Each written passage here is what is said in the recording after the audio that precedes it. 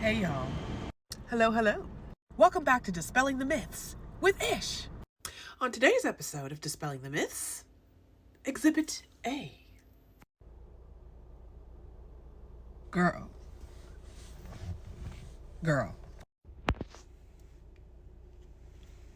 You're reaching. So what's the truth?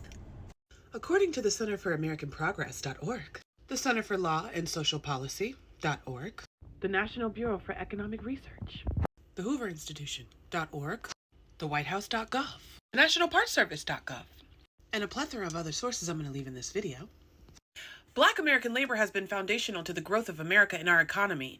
Enslaved people built the country's early infrastructure and produced lucrative commodities such as tobacco and cotton. After emancipation, Black American labor was crucial in industry, agriculture, and service.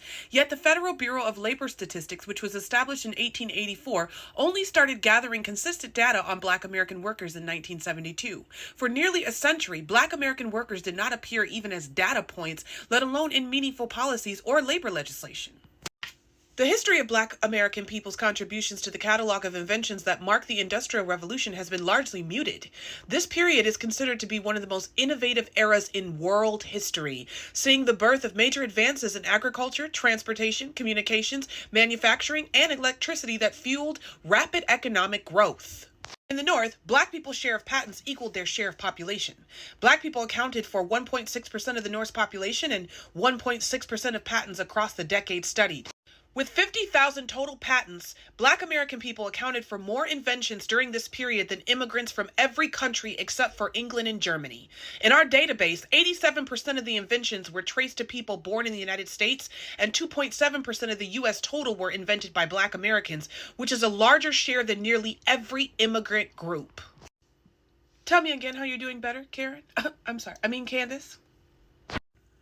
For over 50 years, the U.S. Small Business Administration has celebrated National Small Business Week, recognizing the critical contributions of America's entrepreneurs and small business owners.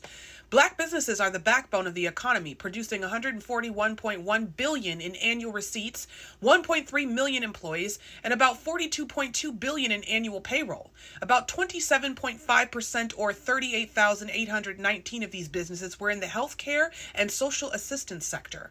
Black-owned businesses are also an economic driver in Black communities while boosting employment. Tell me again how you're doing better. According to the International Monetary Fund.org, smaller economies in Latin America and Caribbean face a bigger inflation challenge. Less diversified economies, greater reliance on imports, and higher public debt make fighting inflation more difficult.